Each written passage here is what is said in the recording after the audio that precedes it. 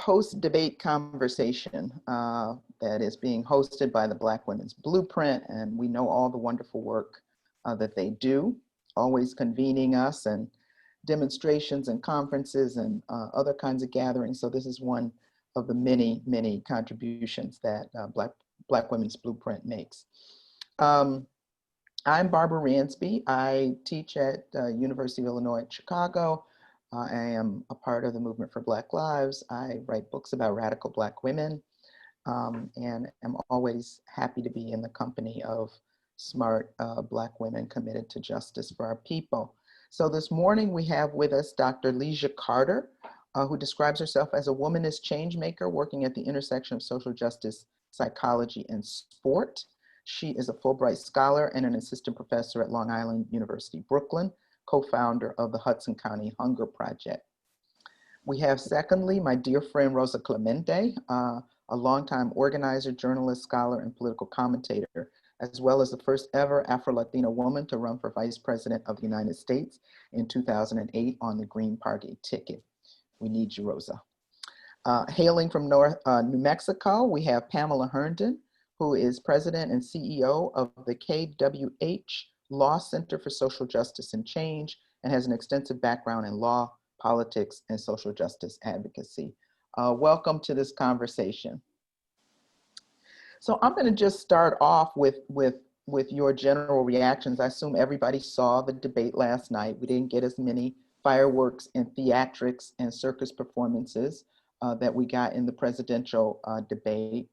Just want to take your pulse. You know, what was your general reaction? I mean, obviously historic ticket with the first African-American woman, but all of us, of course, are much more, you know, politically critical and savvy. That's not enough. And in fact, you know, we have to be critical of the politics that get put forward, no matter who they're being put forward by. But just for the sort of general big picture, what was your read on the vice presidential debate last night between Mike Pence and Kamala Harris? Anyone can start. Leeja, why don't you start? Absolutely. And thank you for having me, Black Women's Blueprint. I'm very delighted to be here. My overall thoughts about last night's debate was one that it was historic and defining. You know, seeing a woman of color in the position of vice presidential candidate, and just defending her position, and also, you know, throwing out the receipts on Pence and Trump.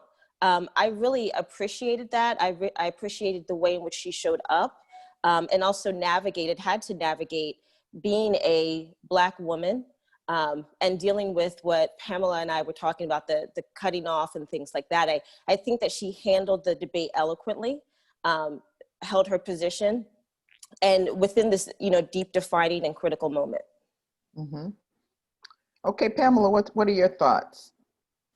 So what I saw was a Black woman who was in the space that's normally held by white people, and she was debating a white man, and she showed that she deserved to be there, not only as senator and as a vice presidential candidate, but also as a possibility of being a president. So that was she showed us that there is some little Black girl somewhere putting up on her wall, I want to be like Kamala one day. So it was inspiring. That was what I saw. Mm-hmm. Yeah, I mean, certainly historic. And I looked at some of the Twitter feeds this morning of, you know, I mean, some people off the charts, you know, sexist, racist, et cetera. But we want to dig a little bit deeper because we have here with us our sister Rosa Clemente, who was also a Black woman vice presidential candidate, right? And with a different set of politics, I would say a much more progressive set of politics. I'm wondering through your lens, Rosa, as somebody who thinks critically about both movement building and electoral politics, what were some of your initial reactions to the debate last night? I really still don't know what Senator Harris stands for. I know what she stands against. You know, and I think it was a missed opportunity for her, just like almost 4 years ago, it was a missed opportunity for Hillary Clinton when Trump was behind her. And she talks about that being a defining mistake. Understanding, of course, sexism and racism, you know, it didn't move me of who I'm going to vote for, but I don't think it engendered people, especially younger people of color, poor younger people of color, to maybe move towards being enthusiastic about a Biden and Harris ticket, because I know they're not for banning fracking. I know they don't want a Green New Deal. I know they don't want Medicaid for all. And even within talking about any form of racial justice, I find it weird that she just wouldn't say Black man George Floyd was killed, Black woman Breonna Taylor was killed, you know. And what Pence did in his devilish way is he took up the mantle that him, Trump, and that administration are the people who are dealing with mass incarceration. That's where she should have came in and shut that down. But I think it's difficult for her as well. She was a prosecutor. She did throw young people in jail for marijuana offenses. And she did pass a law that allowed the police to arrest mostly people of color, Black women, if their children were truant. So, you know, I just was like, they have to come harder right now. They have to tell people what they are for, because this demonic administration is literally showing and telling us what they are for. Lastly, I see it through the lens of where I'm at. I'm in Albany, New York, 2.5 hours outside of New York City. From Albany to Buffalo, you can count the number of Trump signs just in Albany alone. Doesn't mean that New York goes for Trump. It just gives me a bigger perspective of looking at the state of New York, where the only place that will go for Biden and Harris is New York City. But if you look at the rest of the state, all you see is Trump, people buying guns. The Proud Boys have a chapter here in Albany, and they just opened one up in Rochester. So those are kind of things I was thinking about. And I think she was in a difficult spot, because she would have been labeled an angry Black woman. But at this point, who cares? Be labeled an angry Black woman. And the case could be made, there's reasons to be angry. Yeah. Yeah. But let me also, I want to talk about both form and content, because a lot of the Twitter conversations, or not conversations, Twitter chatter this morning was about the form. And we all saw, you know, this dynamic of 3 women, and Pence was just like, hey, I'm going to say what I want to say. I'm going to take the time that I want to take. You know, just that level of male arrogance, I think made a lot of us very mad. So that's the form part. But I want to pick up on some of the things that Rosa said and talk about the content. And we could stretch the content beyond Kamala Harris, because what we want to talk about is Black women and politics in this moment, right? So what are some of the conversations around gender justice, reproductive justice, Black women's empowerment, that we feel should be happening now in this electoral season? And some people, like, you know, Cori Bush and others, there are electoral candidates and people who've been elected, not enough, small number, but who are raising these issues in the electoral arena. What are some of the critical issues for Black women in this election? Let me come back to you, Leeja. Absolutely. And I 100% agree with Rosa that, you know, it was a missed moment for Kamala. It's a tough position that she was in. And getting to your question, I would have liked to see her talk more about the needs of, like, I feel like she could have used that conversation around Breonna Taylor to go more deep into what she plans to do to make visible the needs of Black women. And instead she pivoted directly to George Floyd and took out that intersectional conversation. And so it kind of left like, okay, so are we all supposed to hope, well, Black women, are we supposed to hope that you are going to be for us just from that one statement? Or do you really, really have a deep position of caring for our mental health, our healthcare disparities, mental health disparities, access and equity across all systems? And we didn't get that at all, you know? So, yeah. And in this COVID moment, I mean, essential workers, the Black women who are caregivers, working in the service industry, working over here at fast food places, low wage, poor, working class Black women who have been dying of COVID. We need to have that on the forefront of the agenda in this presidential season. Pamela, what are you thinking about in terms of issues? So in terms of the issues facing Black women and what I saw with respect to Kamala last night and looking at the political agenda in general, I thought Kamala did what she had to do last night. We want to see her talk about Black women. We want to see her respecting Black women and lifting up the issues that are facing us. But that's not all that she represents when she runs for office. And we do have to remember that she has to win her office. And so she has to bring along with her other people who are going to be voting for her. And as we look at the issues that are facing Black women in general, we still are looking at issues of fair pay for Black women. We're still looking at issues where we don't get paid the same as white men until about 8 months, 8.5 months down the road. And we're still looking at issues where we are dying, you're right, at a higher rate than white people with respect to the coronavirus. But she did a good job of focusing on what that Trump administration is doing with all of its deficits, not to bring forth the right kind of healthcare and health environment that should be brought, not only with respect to Black people, but with respect to all of America who needed that additional guidance and direction that we never got from the White House. And then finally, one of the big things that you're right, we didn't talk about last night as much as we would have liked to have seen is what does happen with respect to Black women in their own homes. If we just look at Breonna Taylor, if we look at the woman down in Texas who was killed, sitting there playing chess with her nephew. I mean, all of those things were issues that we need to see, but I don't think that we should just say Kamala doesn't think about these or she doesn't care about these. I still think we have to look at the fact that this is a woman who's running for vice president of a lot of people. Mm-hmm. Mm-hmm. Yeah, Go ahead. And see, why I find that problematic is if we're being told that Black women, specifically African-American women, because I am an Afro-Latina woman, a Black Puerto Rican woman, if we are being told that it's Black women that are going to win this election, then speak to Black women and not just about the things that, are the big things. But right now, what we do know statistically is that over 1 million women, mostly African-American Latina women, have dropped out of the workforce because they cannot handle working, taking care of their families, or doing virtual school. We do know that Black women are the least believed when they say they are sick. We do know that Black women are subjected to state violence. And we do know that at this moment, 1/3 of the country's food insecure.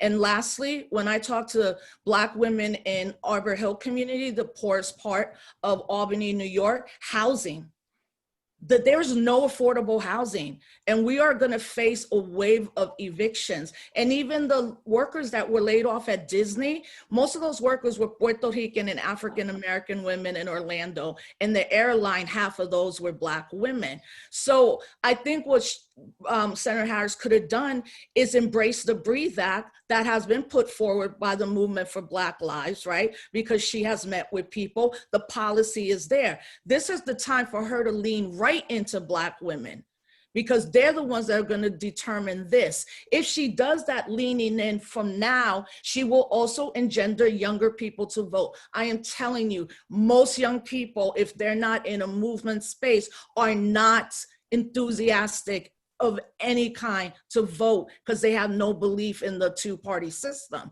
So that requires that we, push her to say, talk about Black women's issues. It can't be on the surface anymore. They're going to win you the presidency, given that we know that the Republicans are trying every dirty trick to voter suppression and everything else that they're doing. Yeah, I think you raised something that in movement circles is always an issue, right? In electoral politics, we see, we see white candidates take Black and poor and young people sort of the vote for granted because where else are you going to go? But I think we can also see that with Black candidates. That the tendency to feel like you have to move to the center, that you have to appeal to Republicans, when what you point out is there is a reservoir of people of color, Black people in particular, Black young people, who don't often vote. They don't not vote because they're stupid or they're apathetic. They don't vote because they don't feel a sense of confidence, right, in the system. So to give that confidence means, in a simplistic formula, maybe leaning left, and it means also reaching out to constituencies, particularly of Black women. So it doesn't necessarily have to mean moving to the center, although that tends to be the impulse.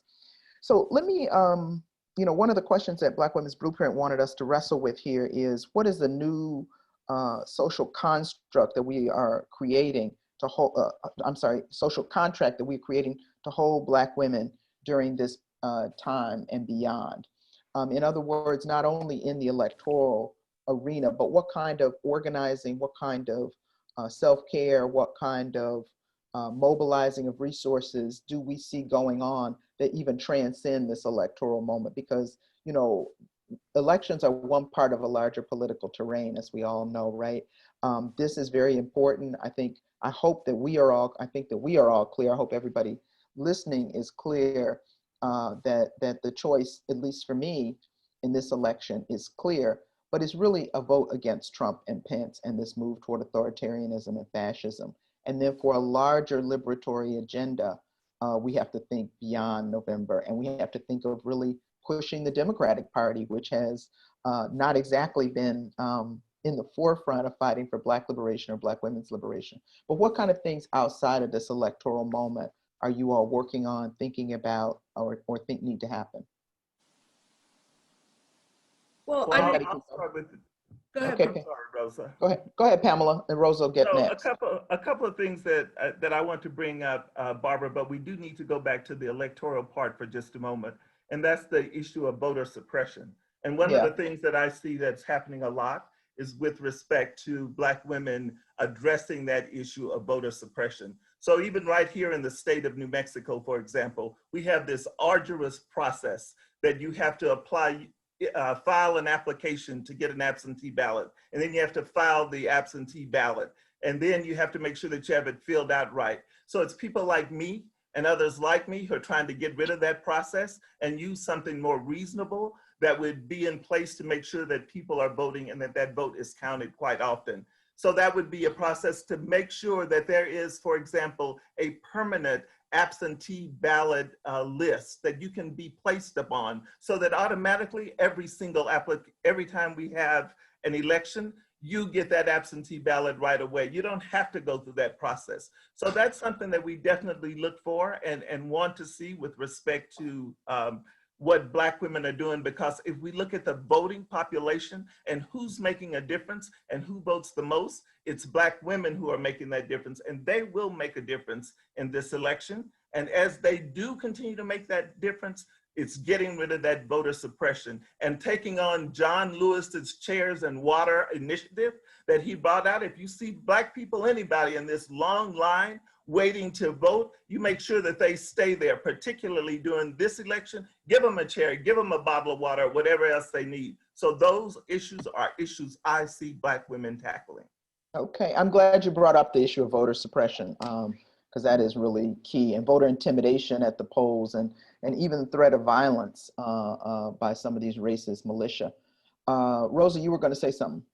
Yeah, what I'm definitely seeing is mutual aid and self-determination around getting land and growing our own food. I live near a farm called Soulfire Farm. Soulfire Farm. Soulfire, incredible what Leeja and her husband have done, and their children, and right now they're feeding a quarter of Albany with fresh food because we have not good supermarkets here. So what I like about what I'm seeing in this presidential election, and I think we're operating more around operational unity, that we know that the threat is real. we might not all be in the same spaces, but we all know the threat is real. And we all know that we will also have to be the people that protect our brothers and sisters at the poll, whether it's us being poll watchers, whether we can stand online for 2 or 3 hours and then wait for the rest to make sure that nobody's vote is taken away at that moment. So as horrible as things are from the administration, I do feel a sense of us realizing that Biden and Harris, that ticket might not be the greatest ticket, but for this moment, it is the ticket. And we have to think about this as reducing harm in our communities. So I am supportive of what Black voters are doing, what Cooperation Jackson is doing, what Soul Fire Farm is doing, and what our nurses are doing. And I appreciate that coming from a time when I ran 12 years ago with Cynthia McKinney, where it just wasn't, well, I'm not going to get into all of what happened during that campaign, but the point is, being 12 years later out, I do think we understand concretely as a larger community of African and indigenous descendant folks what we have to do, and then what we have to do the day after if Harris and Biden win. Yeah, I want to bring you in, Leeja, if you have some thoughts about this, but I also just want to put a plug for ongoing work. Rosa mentioned the Breathe Act, which came out of the Movement for Black Lives policy table, so infobl.org. People can find out more about that, addressing, the kind of state violence and police violence that led to murder of Breonna Taylor and many others. And then also on October 17th and 18th, the Rising Majority, which is founded by the Movement for Black Lives, is having a People's Tribunal to talk about what are the problems that we're facing. And the second day of that tribunal, which will be October 18th, will be Solution Sunday, and we'll have roundtables with a whole number of people. So Arundhati Roy, the Indian writer, Angela Davis, Raquel Willis, and Tom Goldtooth, Indigenous leader, are going to be jurors for that event. So we hope people will check it out. And so you can find out more at risingmajority.com. So after that little commercial, Leeja, what are some of your thoughts about what we've been talking about? Yeah, so where my mind goes, and where it's been for a while, is that we still live in a society where, Black women are 3 to 4 times more likely to suffer from or die from pregnancy-related complications. We live in a society where Black women's health issues are less likely to be researched and reported on in order for targeted medical therapeutic interventions to be created. And so when we're looking at, there's so many different aspects and needs when it comes to Black women and the Black community, but I would love to see a candidate or someone speak to how are they going to disrupt intersectional discrimination within our healthcare system?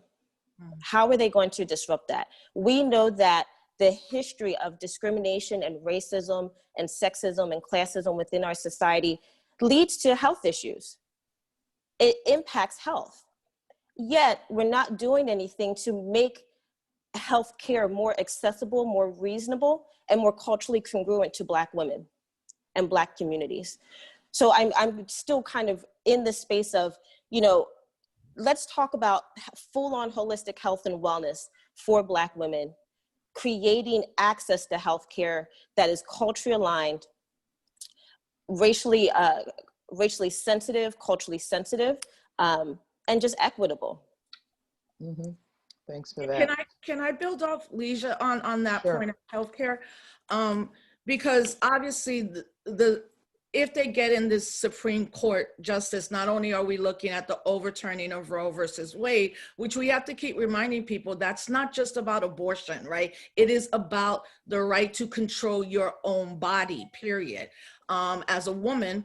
And we'll also have to deal with a potential overturning of Obamacare or the Affordable Care Act. And in this moment of COVID, that to me is so satanic and so diabolical that you would want to put in a Supreme Court justice that believes she should be the handmaiden to her husband and then think that's not how she is going to rule. But around Black maternal health, I have an experience where when I was pregnant with my daughter, I had a disease called hyperemesis, and that was in 2005. No one believed me. Every doctor kept telling me I was crazy. Every doctor kept telling me to have an abortion and all of this kind of stuff. And I think about the trauma of my daughter's pregnancy, my pregnancy, but that she came out and she's about to be 16. Okay. But the maternal health issue, the fact that more Black women die giving birth than in some other countries, and the hotspot around that is Brooklyn, is unconscionable. And then for younger women to have to deal with a myriad of potential issues, whether it could be asthma, lupus, breast cancer, all these things disproportionately affect African American and Latina women. So when we're looking at the bigger picture too, we have to remember, if this Supreme Court justice gets in, the little that we have is all going to be stripped away. So I just wanted to bring out and explain, add a little bit more to what Rosa was saying. You know, all we as Black women, one of the things that we need to do is to point out the differences that we saw in the healthcare treatment, just looking at Donald Trump with respect to his coronavirus. So his access to all of those drugs, to that high level of doctors and treatment that he was able to receive, that it's not going to be available to other people who don't have that level of income or that level of influence. And so we need to point out to others, this is something that you need to pay attention to, which is going to hopefully get people out to vote. And then all we have to do is just look at what happened with respect to John Kennedy. So at the time that he was in office, his father had a stroke. And he made a statement on the record that if it wasn't for the fact that we had money, I don't know what would happen with respect to the healthcare that his father had. So we as Black women just need to point out, you need to pay attention to who is supporting things like the Affordable Care Act and things like pre-existing conditions, because they will affect you, and that should be an impetus, a support to get you to the polls to vote for the right people at the right time. What we're saying is really all these issues affect Black women acutely. Healthcare, access to healthcare, both the racism and the treatment, as well as just access, right? So we need to look at the healthcare policies that are being put forward by politicians. And clearly, the Trump administration does not care. Trump clearly does not care about the health of even people around him in immediate service to him. So you know he doesn't care about the rest of us.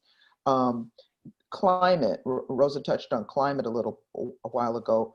Black women are most vulnerable to various climate catastrophes that are on the horizon. Live near toxic dump sites, etc.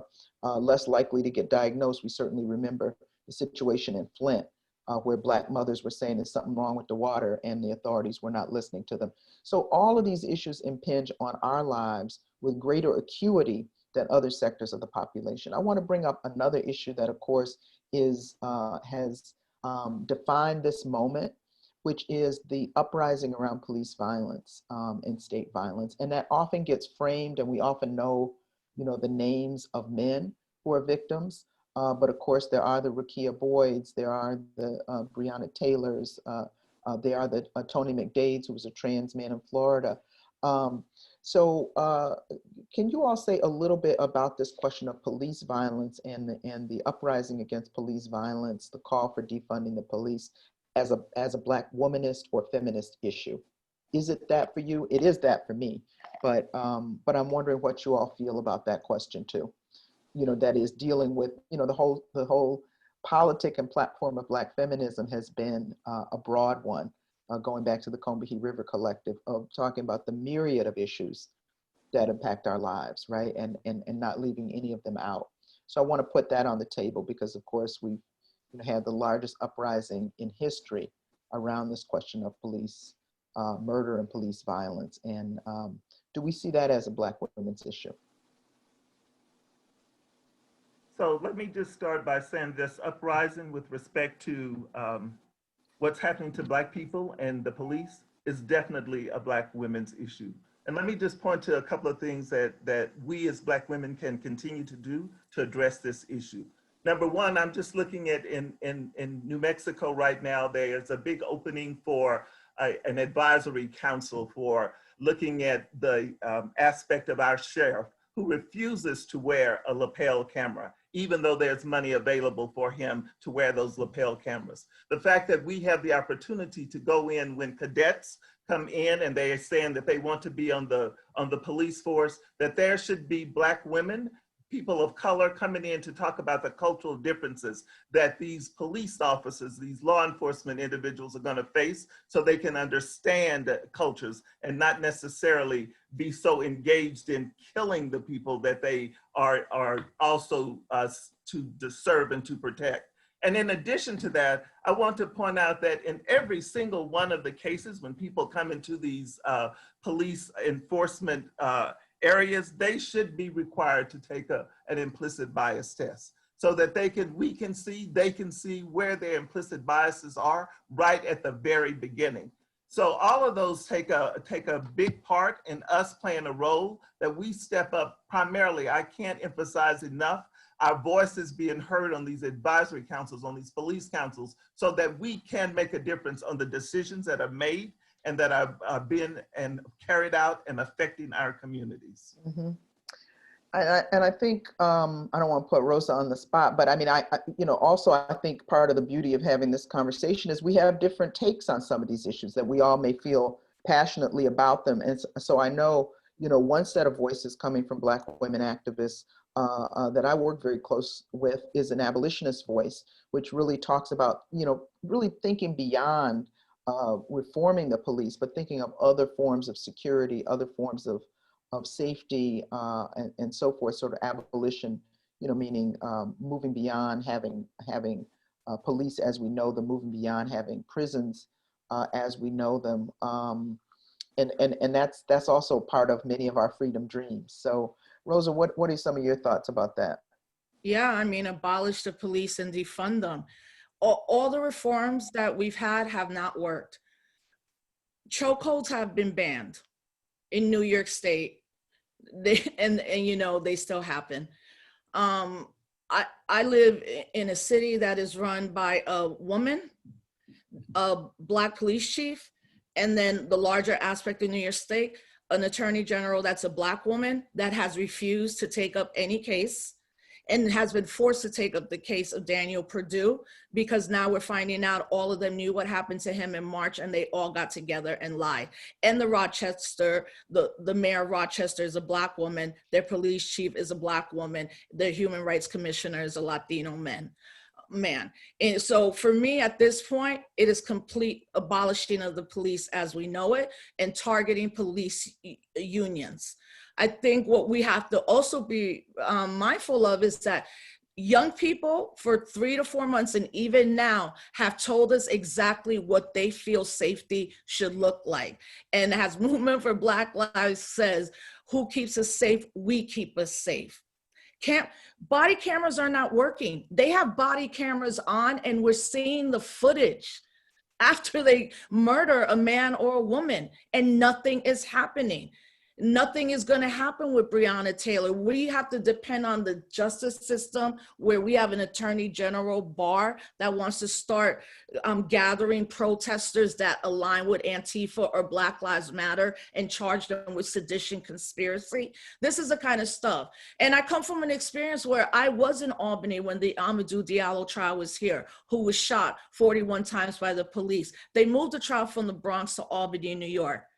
We immediately demanded a Black police chief, we got it. We demanded a human rights commission, we got it. And we created one of the first civilian complaint review boards in New York State. 20 years later, 2 cops have been written up and docked pay in 20 years of a civilian complaint review board that is run and all Black and brown people sit on the boards. 2 police officers. So this is, yeah. It's over, it's over. And our young people are telling us and they have the solutions. So I'm with that line of abolish and defund. You're not our young people anymore? No, You I'm say our not. young people are telling us. I'm just saying. Anyway, I'm no, not even I'm 31. just teasing. I'm just teasing you. It's all relative. Relative to me, you are. But I want to say two things in response to that. One is that the other piece, and I echo those comments, but the other piece, of course, that we sometimes leave off is that abolitionists also is about building. So abolish and build, abolish and build. Even if we understand the limitations of what we have now, we have to be thinking and actively building alternatives, and some of the things that were alluded to, a little while ago. So that's one thing. And the other thing, not to lose sight, since we are talking about the elections, we have to insist that our people and ourselves, that we are all sophisticated enough to politically walk and chew gum at the same time, which means we are going to vote against Donald Trump in November, and we are still going to fight around solutions that aren't solutions in terms of what some Democrats are putting forward.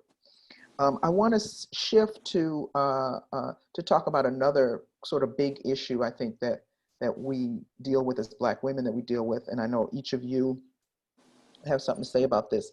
And I want to start with you, Leeja, because I know that you are one of the co-founders of the Hudson County Hunger Project.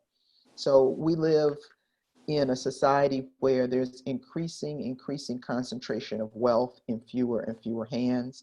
We have billionaires. We're about to have, or if we haven't crossed the threshold of trillionaires coming out of this generation of rich folks in this country. And yet at the other end of the spectrum, disproportionately Black and brown, disproportionately Black women, we have enormous poverty, we have hunger, we have houselessness, homelessness. And I want to just ask you to address that, and then I'll go to Pam and Rosa. In terms of seeing a Black women's political agenda at this moment, how are we indicting economic inequality, and I would say racial capitalism? You don't have to use my language, but how are we indicting wealth disparity and economic injustice? How do we expect politicians to address that, and how is that relevant to Black women? It's 100% relevant to Black women. And speaking to what Rosa shared previously, we really have to hold our elected officials accountable, one, to what's happening in the present, but to history. And when we're thinking about food insecurity and hunger, this is not a new issue. This is something that communities, particularly people of color, and in our area disproportionately are experiencing. And that number has grown due to COVID and due to the financial hit and loss that COVID has created. And then unfortunately, because of that, it has caused communities, or pro and con, however you want to see it, to have to begin to help themselves. And this isn't a plug for the Hunger Project, but one bit of that is recognizing that we currently live in a political climate and have a government that is not trying to help us, is not trying to say, you know what, hunger has been an issue for decades. And we recognize that the poor decisions we've made are making this worse. And we have individuals who are going days without meals. We have individuals who are already the working poor who lost their job. We have individuals whose businesses completely closed down because of the poor decision-making and the failures of this administration. And therefore, they are reliant on community organizers, community advocates to help them just with their basic needs, because the government is not helping.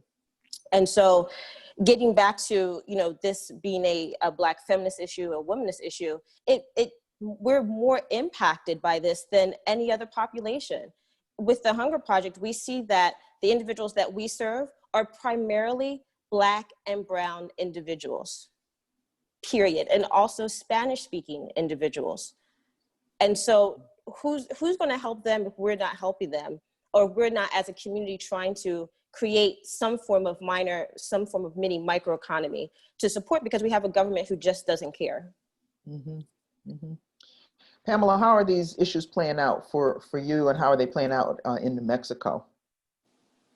So as we look at New Mexico, I want to point out particularly 3 items. So I want to go back and look at reproductive justice. Yes. So I think in New Mexico, we probably have one of the best systems in place supporting women's reproductive justice. And what I heard last night during the debates is I heard Mike Pence say, well, I am not in favor of reproductive justice, in so many words. And I also heard him say that he was not in favor of supporting feeding our children if we needed additional assistance and money. So where do you balance that, Mike Pence? I say we need to come out with a balance somewhere. So, but reproductive justice and support for women is a #1 issue with respect to Black women. #2, it's schools. Right now in COVID and during this COVID environment, I worry about how our children are learning. One thing that I did see, and I saw it in New Mexico, is that when children were in school, I saw a high rate, a disparity in terms of disciplinary actions occurring against children. And I saw those children going into those disciplinary hearings too often without an attorney. And so what I've done and what we are doing is getting the Black lawyers in New Mexico, the pro bono bar. You do not let an African-American child go in one of those hearings without a representation. But now that we don't have the kids in school anymore, the question is, how are they learning? How's the internet service? What's the interaction between teachers and students? And how is that developing? That is a primary issue for us as Black women. And then the third issue that I'm looking at is, what about the systems that are in place? And I hear you, Rosa. I hear you saying we can't just accept them. But I also say we have to figure out how we enter them so that we can change them. And one of the things that I'm looking at is how to train young Black men, young Black women to sit on corporate boards and to make decisions and to be in there so that you can change the corporate way in which people are thinking. So those are three of the big issues that I see, in addition to others. Like, I can always go back to equal pay, and I will stay on that for Black women for a long time. And just looking at the EEOC right now, I just point out to the fact that the woman who's sitting there refuses to do their EEO1 collection of data so that you can see the difference that's being paid, particularly against women of color and against others who are not.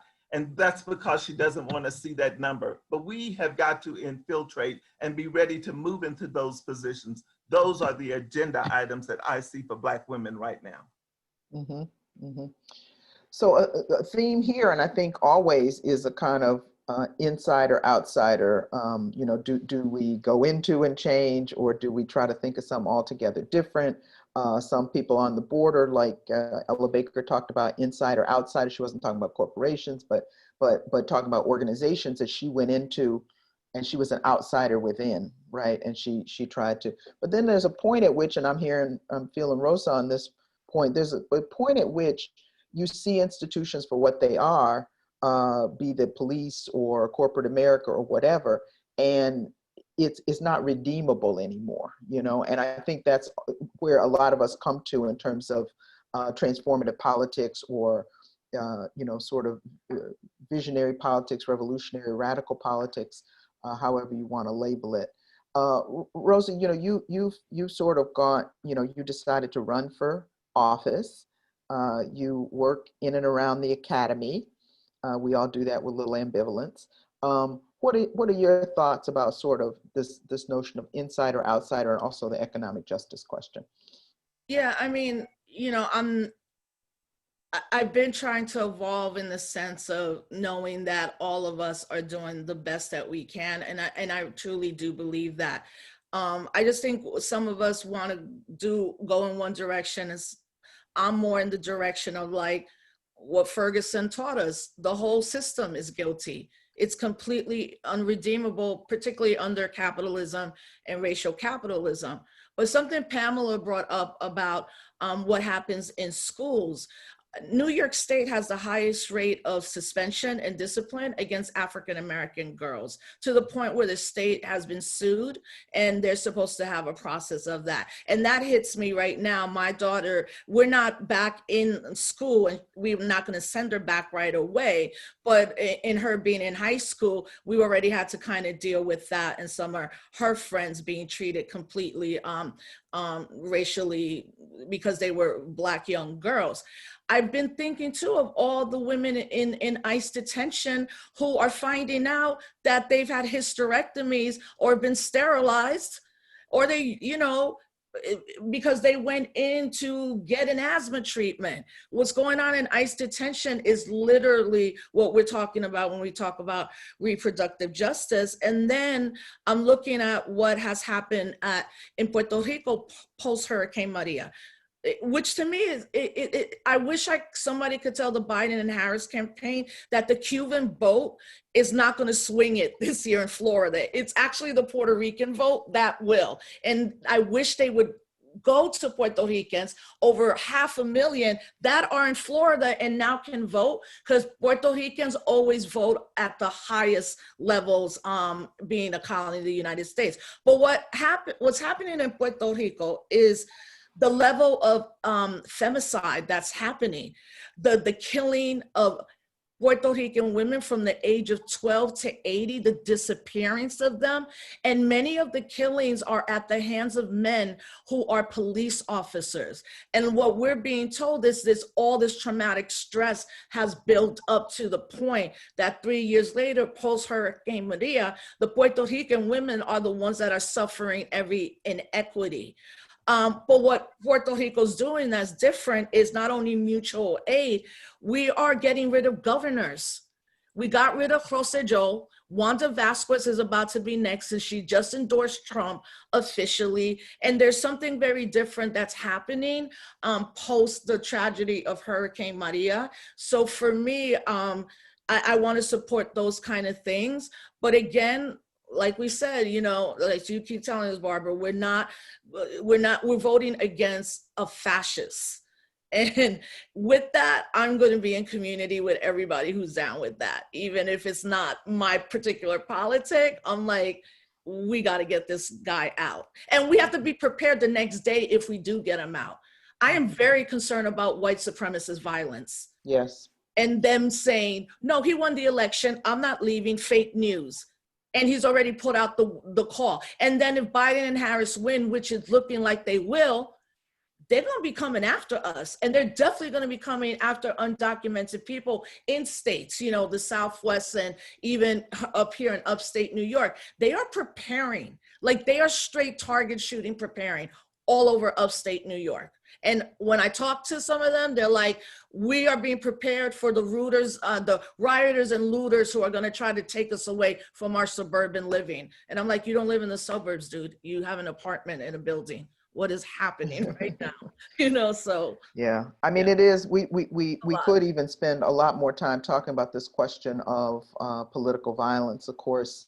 Again, going back to the uprisings and the white militia responses, a number of people have been killed, people in Kenosha, Black Lives Matter protester in Texas, and so forth. The list goes on. So there's the police violence, and then there's this extra legal violence, which is always, as we look around the world and throughout history, a hallmark of authoritarian regimes. There's what they do officially through government channels, and then there's, thugs and a militia, and in different places they have different names, but secret police that don't have direct government lines, but are in service to authoritarian governments.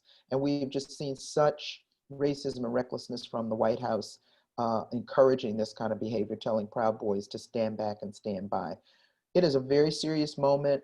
And even if we have differences with our friends, we have to know friends from enemies. We have to know, as we used to say, antagonistic differences between versus non-antagonistic differences, and so forth. So it's definitely the time to build some unity in the face of these dangers, for sure.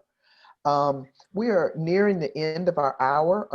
I'm just soaking up all this energy and wisdom here, but I want to go around and kind of try to, I'm not the glass half full kind of person, but I do want to leave us on a positive note. What will be your message to people who are listening, who are processing the debate last night, who are anticipating the election and the post-election realities that we're going to have to navigate? What is your message to them? And do you have optimism looking forward that we can move the needle in terms of a freedom and justice movement in this country? I'm going to start with you, Leeja, and circle around and end up with Rosa. Sure. That's a good question. I think my hope and optimism, goes back and forth. But I would say to anyone listening in to just protect your energy, protect your mental health, self-care. We're in a time that we're still struggling with our own historical trauma, while also being traumatized by a government that doesn't see us and see the value of us, that also supports white supremacy, and is not seeing our humanity. So whatever you can do to build some safety, some protection, some love around yourself, do that for yourself. Thank you. Pamela. So I want to leave people with the concept of running for office yourself. And I really want you to consider thinking about running for places like your county clerk, because that's where decisions are made regarding voter and voter suppression and the Secretary of State positions. And don't ever say you can't do it, because you can. And Black people spend money on a lot of things, and we can support candidates, and we do support candidates.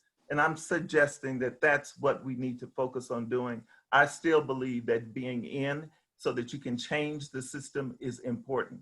The second thing that I want to bring out is that don't suppress your own vote. Make sure that you're registered to vote, and this goes for everybody, whether you're young or whether you're older. If you're 18, you can vote. So in New Mexico right now, you can register to vote till October 31st if you do it in person. But make sure you do. And then if you decide to use an absentee ballot, make sure you fill it out correctly so that it is counted. So that is another area. Don't suppress your own vote. And finally, what I want to remind everybody is that you are important people. We as Black people are important. We help build this country. And so don't let anything bring down your self-esteem. I still believe that Kamala was in a space that we have not been in before. Rosa was there, and it's really good to be on a platform with her, a woman who ran for vice president, and to show other Black people it's time for you to step up and move into those spaces too. So that's what I want to say. Other than that, vote, vote, and vote. That's what I want to say. Thanks, Pamela. Rosa Clemente, we have just a few minutes left. Mental health, I think, is the most critical piece right now. I'm seeing what is happening with me, my daughter, my mom, my sister. I finally got to see my mom and sister after 10 months, and I was so happy. And now I'm just miserable again. And I think we have to be honest about that. And I don't think we have to be ashamed about that. It is not natural. What we're living is not natural, right? But we know the world has changed. And for me, the second thing would be, as a historian, like my mentor, Barbara Ransby or James Turner or Kathy Cohen, what history does for me is remind me that we had a history before enslavement and colonization, and we were not supposed to be here, and we're not supposed to be here at this moment, and we are, because we resist. So for me, reading a lot of memoirs, a lot of historical memoirs, particularly around African-American, Latina women, and current women like Linda Sarsour or Patrice Cullors, that's what I've been doing every day, just reading and being like, we will get past this, it won't be the same, but maybe this is a path to a better world.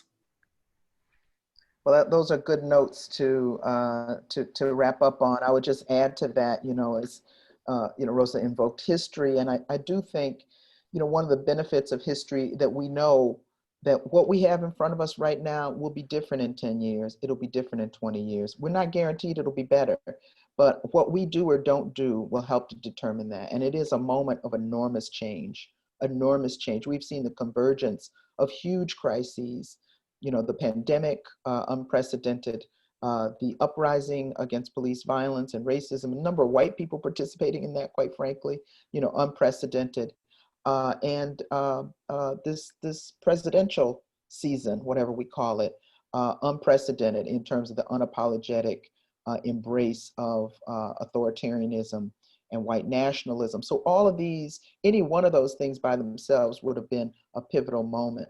So while those are all dangers, there are also opportunities and openings, because we're watching that and everybody in this country is watching that and having to make decisions, and fewer people can stand on the sidelines. And so it is the opportunity to vote, to make change in that arena, but also to build movement that goes beyond the ballot box, to find community, to struggle about our differences, and to fight as hard as we can for the future that we deserve. So in that vein, I want to also just remind people again about the People's Tribunal. It's called Get on the Freedom Side. It'll be October 17th and 18th. There will be testimonies of people who've suffered because of immigration policy, because of economic policy, because of gender injustice, etc. We have transgender activist Raquel Willis, civil rights and Black Power icon Angela Davis. We have Indigenous leader Tom Goldtooth, and we have Indian writer and human rights advocate Arundhati Roy as our jurors. Mo Mitchell will be on a panel and other people. So risingmajority.com, check it out. Check out the Breathe Act on inferbl.org. Follow the work of these amazing women that have been in this conversation, and support Black Women's Blueprint. Thank you very, very much, everyone, for joining us. Commit yourselves to showing up on November 3rd and November 4th. Thanks so much. Thank you, Barbara. Thank you, everybody. Thank you, Barbara. Thanks, Barbara. All right.